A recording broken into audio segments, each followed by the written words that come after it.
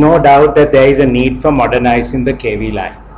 And the committee is very, very emphatic on that.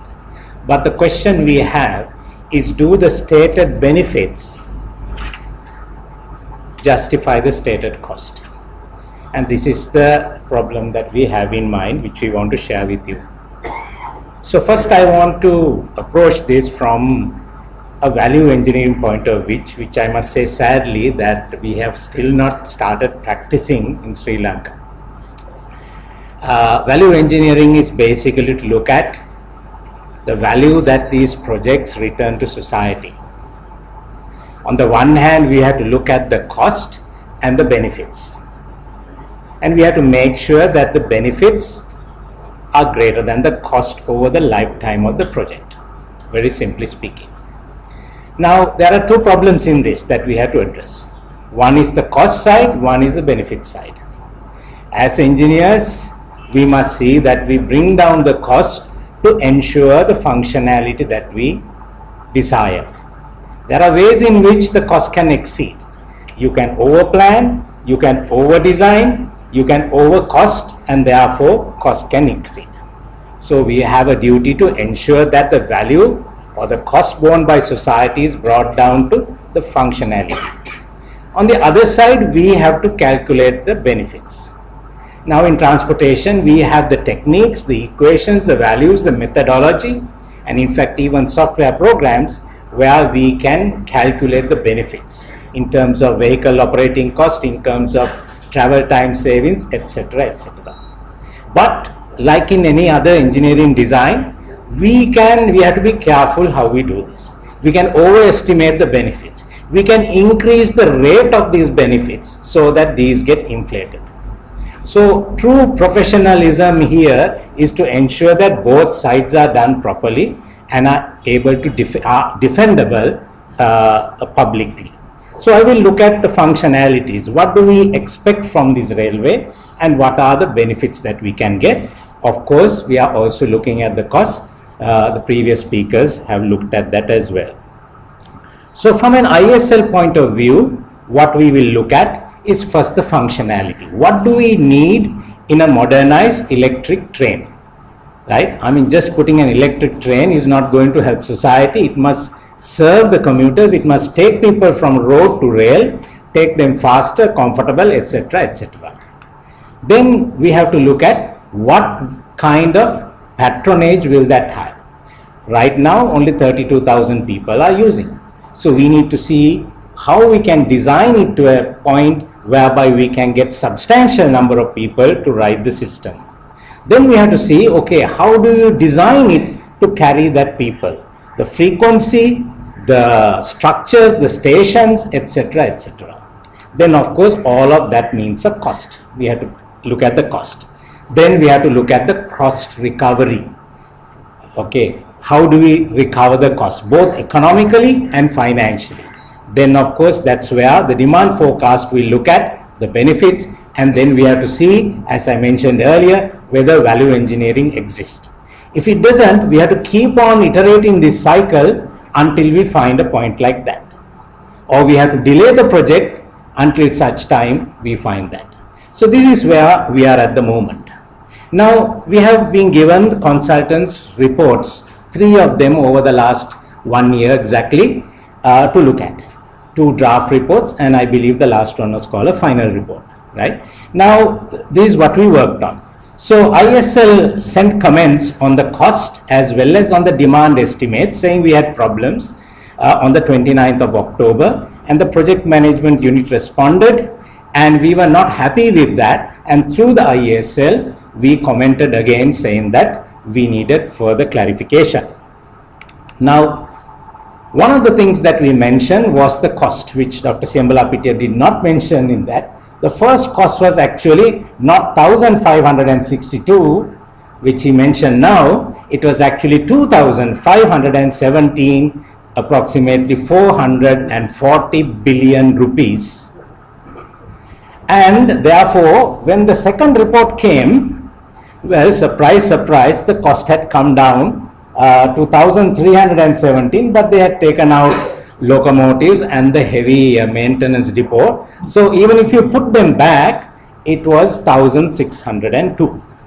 So we were very happy that IESL had actually saved $945 million just by sending a few responses and following up. Now, we still don't know how this reduction happened.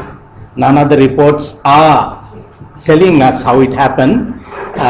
So anyway, it's good news and we have accepted without probing more. Then the second report, we still found that, if you're just looking at saving money, we should be happy, but we are looking at the professionalism of the job. But then we found that even in the second one, we had problems of elevation we had still problems of demand estimation. And then we asked for these calculations so that we can have a look at it. But I think even several messages were sent. I think even the president himself asked, but we still have not seen this calculation. So we took the hard road of actually doing the calculations ourselves, and I will come to that later. Now, the third one was the ridership that we had. So between the second report and the third report, you can see the ridership also mysteriously comes down from 480,000 to 277,000. Again, we are very happy with that because we had kept on saying that this seems overestimated. So we are happy, but still these are mysteries that we had. Then also you can see between the first and the second report, the benefits are the same, the cost has changed, but the IRR is the same.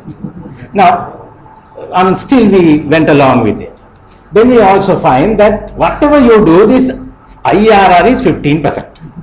Right? So, having worked with some of these financial institutions, you know that there is a target number. If it is less than 10%, they say can't fund it. If it's more than 15%, say this is private sector. So these consultants also know, how to play this game, keeping 15. So we were wondering whether actually they had decided 15% and work backwards. Okay, that's not uncommon actually, right? So because of all of this, we are major issues. We have lack of confidence. There are errors that have not been accepted but later brought in, and reasons for changes are not given. So we have strong reason to believe that there are still mistakes in this report. Now the functionality part, this is what we have gone along with. We believe that you need to have what you call a commercial speed which stops the speed of 35 kilometers an hour, which is what the consultants have also used. The fare, the consultants have used ₹1.30 per kilometer at last year's prices and proposed ₹2.99 a kilometer. That is an increase of 130% when the line is open in 2024. Now 130% is you have third class, then double of that is second class, and I think another double of that is first class. So actually the fare is to be raised from third class to even higher than second class. Now we believe that is necessary because we do give a higher quality of service, right? But it has to be talked about. It has to be highlighted that what is proposed is actually a better service. Now the frequency currently is 20 minutes in the peak, somewhere there. The consultants have initially said 5 minutes, and that's why they wanted everything elevated. Then after the demand went down, they said 7 minutes, but when we calculate, we feel even 8 minutes is enough. And beyond Padukka and up to that, several numbers. Comfort from non-AC to AC, modernized ticketing, all of that is there. So actually a higher value of travel. Therefore, increasing the fare is not an issue, except that it has to be stated up front. Reliability will improve with electrification. Also, for the future, the consultants also talk about extending this to Ratnapura and Ambilipitiya and so on. We also accept that is needed because that is a major artery. But of course, you must run fast trains. You can't run slow as you come closer to Colombo. Also, we need to network. No railway line in the world is successful just having radials like that. That's what we have. We need to join these across. So therefore, this need to be joined, and that possibility must be there. Then also freight. This is the shortest route to Hambantota, and we must be able to bring freight. So Mr. Jayasundar asked the question, why design for 22-ton axle loads when you are taking only parcels? Okay, so we are agreed with 22 tons, but we think that here the railway must look at carrying more than parcels. Now, about the fare, this is actually from the report itself, so you can see that this is what they say about increasing this, because we have heard things made publicly that fare will not be increased, which is not so. Now, about the revised demand forecast, as I said, these numbers changed, and we think we know why that happened, although it is not mentioned in any of the reports. So you can see these are the different reports we have gone through, starting from the Comtrans in 2013, the University Study 15, the Megapolis Study, the Aegis Study, and also now the Consultant Study. And in all of these, you can see that the Megapolis and the CRSP consultants assume a much higher rate of population growth. So this is how you can increase the ridership. You can again increase that further by taking a higher economic rate. Right now, we know up to now, after 2015, this kind of growth either in population or in economic activity has not happened. Right? Maybe it will happen in the future. So this is how, if you take everything as you wish to, you can increase your IRR, and therefore we have to be very reasonable.